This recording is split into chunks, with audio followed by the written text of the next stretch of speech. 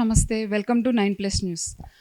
ఆంధ్రప్రదేశ్ రాజకీయాల్లో తనదైన ముద్ర వేసుకున్న జనసేన పార్టీ అధిపతి ఎవరైతే ఉన్నారో ఆయన పవన్ కళ్యాణ్ తన యొక్క శైలి అనేది చాలా విభిన్నంగా ఉంటుంది ఆంధ్రప్రదేశ్ రాజకీయాల్లో చూసుకుంటే.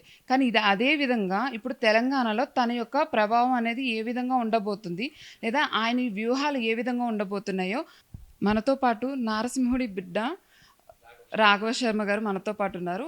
సో ఆయన అడిగి మరికొన్ని విషయాలని తెలుసుకుందాం.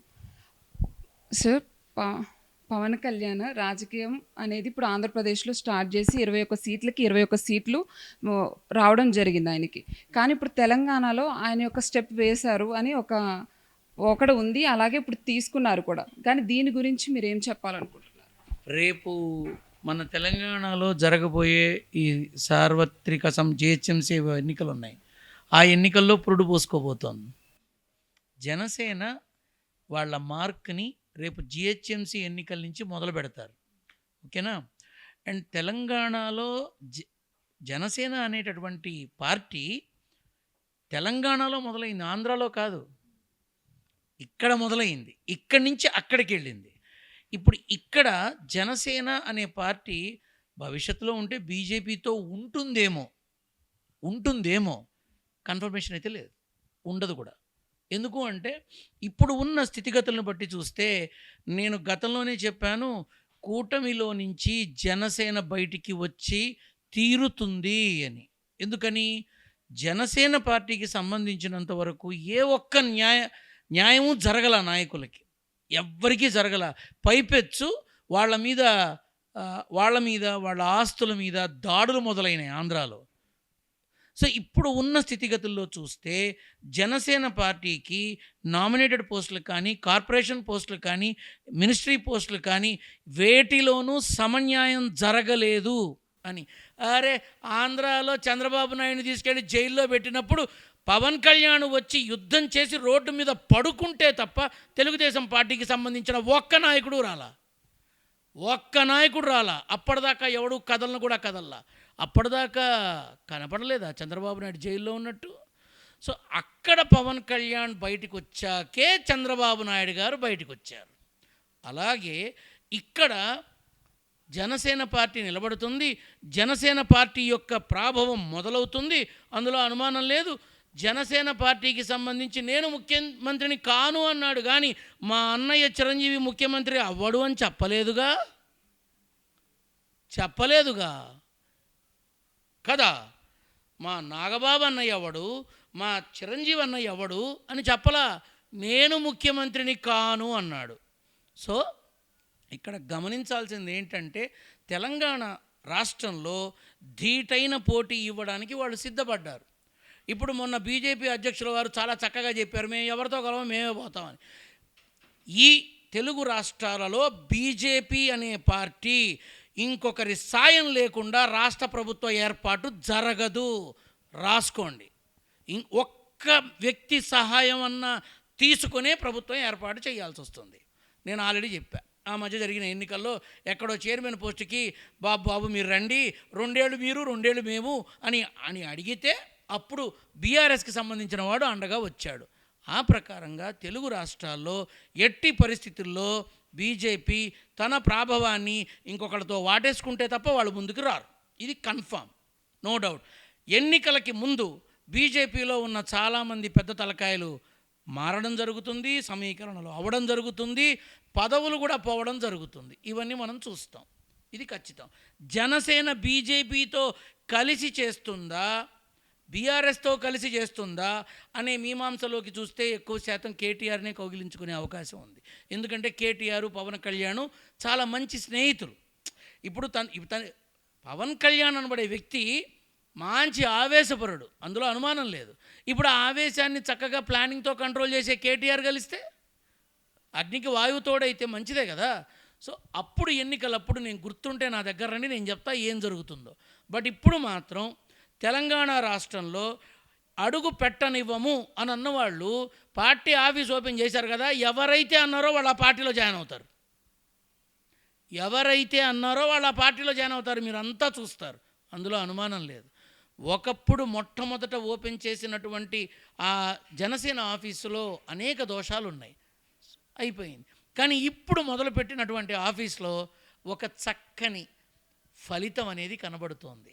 అంతేకాదు, నేను చూసిన వాళ్ళలో ఇద్దరికి ఎమ్మెల్యే అయ్యే యోగ్యత కూడా ఉంది, ఖచ్చితంగా ఉంది, ఎవడు కాదనలేడు. ఇప్పుడు జనసేన తెలంగాణలో బీఆర్ఎస్తో కలుస్తుందా, బీజేపీతో కలుస్తుందా, లేక భవిష్యత్తులో వచ్చే జూనియర్ ఎన్టీఆర్ టీడీపీ తరఫున తన సొంతంగా వస్తాడా, 1 ఇయర్ ముందు అప్పుడు మాట్లాడుకుందాం. కాబట్టి ఇప్పుడు ఇక్కడ ఏదైతే జనసేన పవన్ కళ్యాణ్ ఏమని చెప్పాడు, జనసేన పార్టీ తరపున ఎన్నికలలో నిలబడడం జరుగుతుంది, నేను ముఖ్యమంత్రిగా ఉండను అని చెప్పాడు. ఏమో అప్పుడు మోడీ గారు మనంతా కలిసి ముందుకెళదాం అని అంటే చిరంజీవి ఎందుకు ముఖ్యమంత్రి కాకూడదు? తప్పులేదు కదా. కాబట్టి ఇక్కడ రాజకీయంలో శాశ్వత శత్రువులు ఉండరు, శాశ్వత మిత్రులు ఉండరు, ఇది గమనించండి.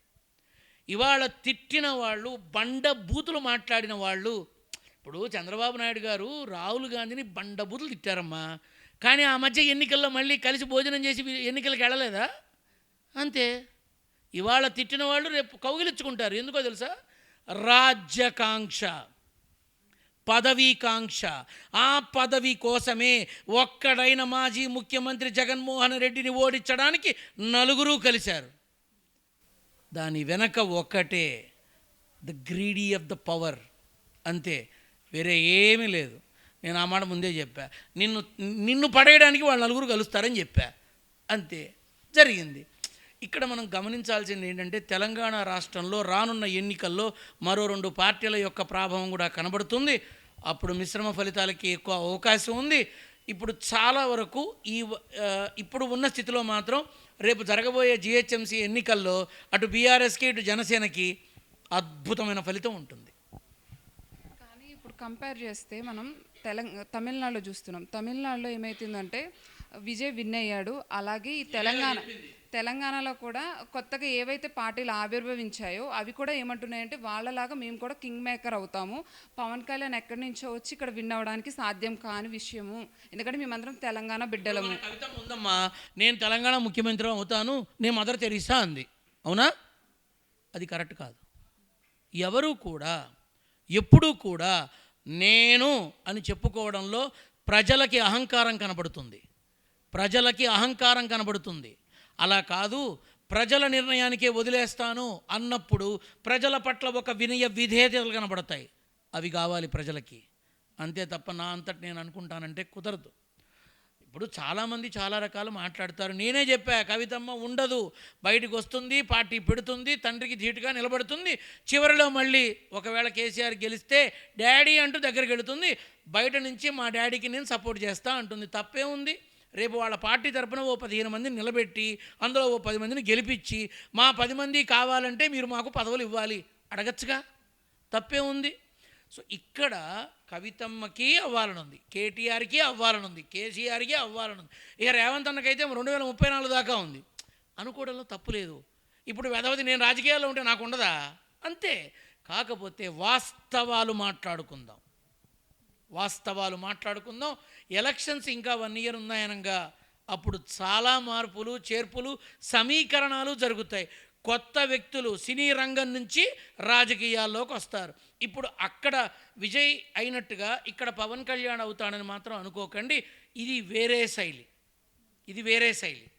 కాబట్టి ఇంకా టైం ఉంది. కానీ జిహెచ్ఎంసీ ఎన్నికల్లో మాత్రం జనసేన పురుడు పోసుకుంటుంది, ఎవరికి ఇష్టం ఉన్నా లేకపోయినా.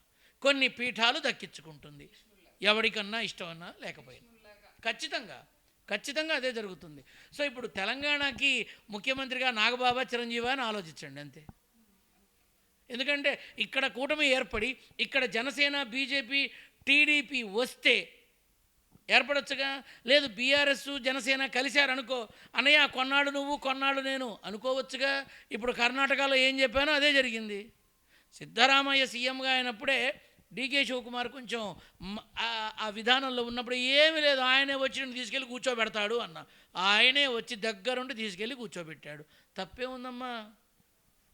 రాజకీయం జరుగుతాయి, జరిగి తీరుతాయి. కురుక్షేత్రం లాగా ఏదైతే మహాభారతం ఉందో అదే విధంగా ఇది కూడా జరగబోతుంది రాజకీయం అనేది. ఖచ్చితంగా ధృతరాష్ట్రుడు, పాండవరాజు, అంతే. క్లియర్ కట్ ఇన్ఫర్మేషన్ అందరికీ తెలుస్తోంది కదా. ఇప్పుడు కూటమి ఏర్పడుతుందని అనుకున్నారా? ఎవ్వడు అనుకోవాలా. రేపు తెలంగాణలో కొత్త కూటమి వస్తే, ఆంధ్రాలో ఇంకో కూటమి వస్తే, ఆంధ్రాలో రాదు బట్ తెలంగాణలో మాత్రం ఇవాళ తిట్టుకొని మైకుల ముందు పట్టుకొని బండ బూతులు తిట్టుకున్న వాళ్ళు మీరు అలై బలై కార్యక్రమాన్ని డైలీ చూస్తారు. ఎలక్షన్స్ 1 year ఉన్నాయనగా మీకే తెలుస్తుంది. గురువుగారు చెప్పినట్లుగా ఏది ఏ టైంలో జరగాలో అదే విధంగా జరుగుతుంది. అలాగే తెలంగాణ పాలిటిక్స్ చూసుకుంటే గత పాలిటిక్స్‌తో చూసుకుంటే ఈసారి విభిన్నంగా జరిగే అవకాశాలు రేపు జీహెచ్ఎంసీలో కూడా కొన్ని విధాలు మార్పులైతే వస్తాయని చెప్తున్నారు. బీఆర్ఎస్‌కి అదేవిధంగా జనసేనకి ఒక పర్సన్ చూసుకుంటే దానికి ఎక్కువగా ప్రజలు ఏకీభవించే విధంగా కనిపిస్తుంది అని చెప్తున్నారు. త్వరలో ఏ విధంగా రాజకీయ మలుపులు జరుగుతాయి అనేది మనకు తెలియాల్సి ఉంది. ఏం జరుగుతుందో వేచి చూడాల్సి ఉంది.